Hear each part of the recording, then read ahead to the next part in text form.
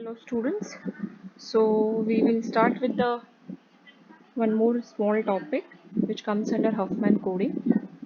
We in this particular lecture or in this particular small video, we will be discussing uniquely decodable codes and prefix codes. So what do you mean by uniquely decodable codes or why do we require it? Okay. When we are compressing, we always say you have to represent your data in a very small number of bits. So you calculate the average code length. What do you mean by average code length? It tells you that these many number of bits will be required on an average given the data. How do you calculate? For when you calculate the code words, the code word multiplied by the probability and divided by the uh, codes gives you the average code length. Okay, so minimizing the average code length of a source is not the only point in compression. We have to decode it, of course. So very famous joke which has been there in the compression. They say that one engineer promised, he said, I have obtained an excellent compression algorithm that encodes any source down to 1 bit.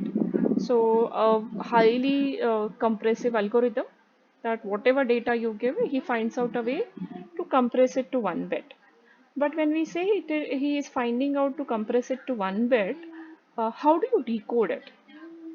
There will be a number of possibilities that particular 1 bit will be representing.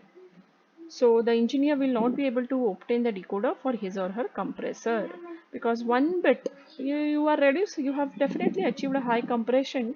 But if you are not able to decompress, it is all waste. The radical that is the reason we say whatever you decode it should have only one meaning. It should able to give you only one message. Okay. So the radical solution of unique decodability is putting separations between the symbols of the message.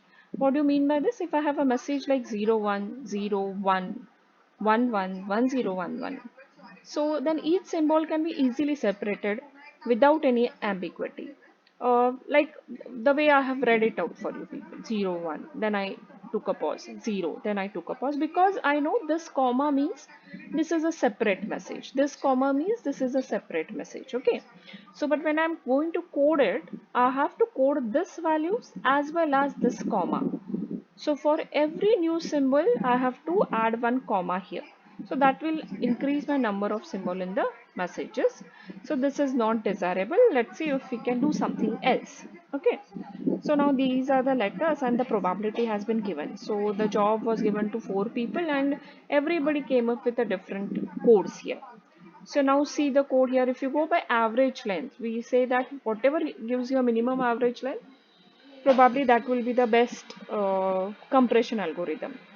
So how it has worked? So if you look at here, so it says it is 1.125, this is 1.25, this is 1.75, 1.875. So average length is this.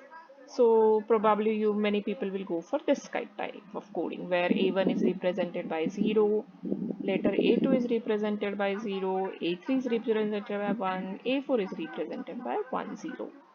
So excellent, but now let us see what is the problem which will occur. For example, if you receive a message when somebody has used code 1, if you receive a message 00, now you tell me how do you decode it? There are number of ways in which it can be decoded. You can see this is A1, this is A2, this can be double A1, this can be double A2.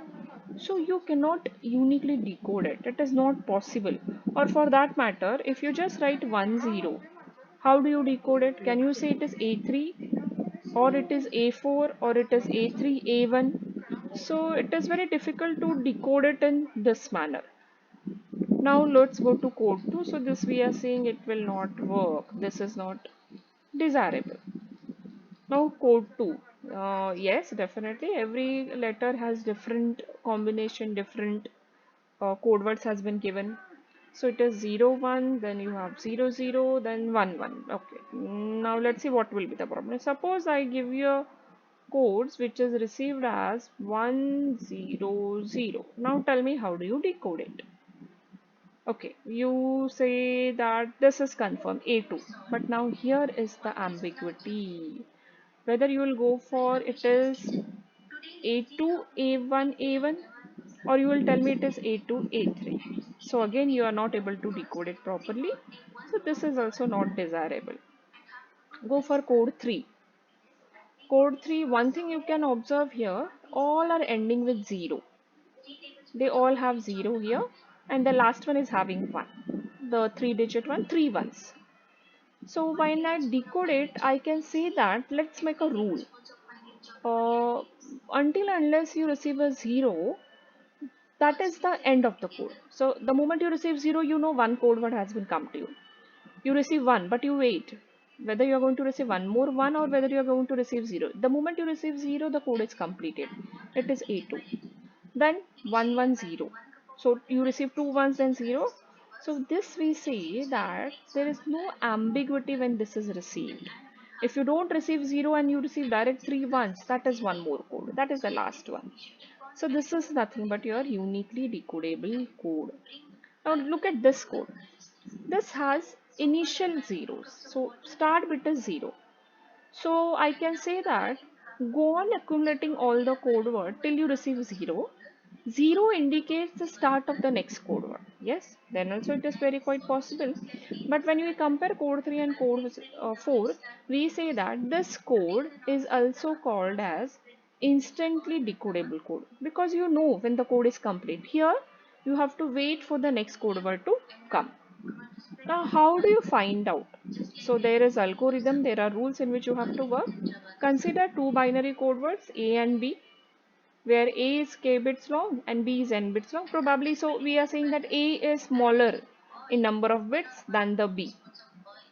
So first, k bits of B is exactly equal to the code word of A. That means when you write the code word for B, initial part is exactly as code words of A. Then we say that A is a prefix of B because A code word is exactly as initial part of B. The rest of the bits of B are called as a dangling suffix. Now let's look at this example. A is 01001. So when you write this, you have repeating code word of this. So this is exactly like A.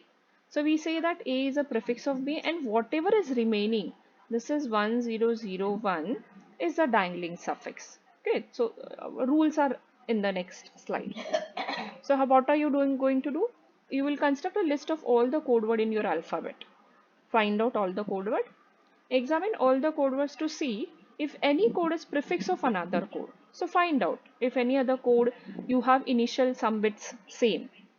If yes, add the dangling suffix to your links. You have written a code word. Now put a comma and add dangling suffix. Now continue examining this list and go on adding the dangling suffixes until one of the two things happen. What are those things? You come up with a dangling suffix which is a code word in the list. Okay. So whichever was remaining and when you have written in the list, you found out that there is one more code word. If you get this possibility, then you declare that the code is not uniquely decodable because dangling suffix is a code word in your list. If you cannot write more dangling suffixes, then you say the code is uniquely decodable. Now just small example. So you have 0, 0, 1, 1 and 1, 1. So these are your code words.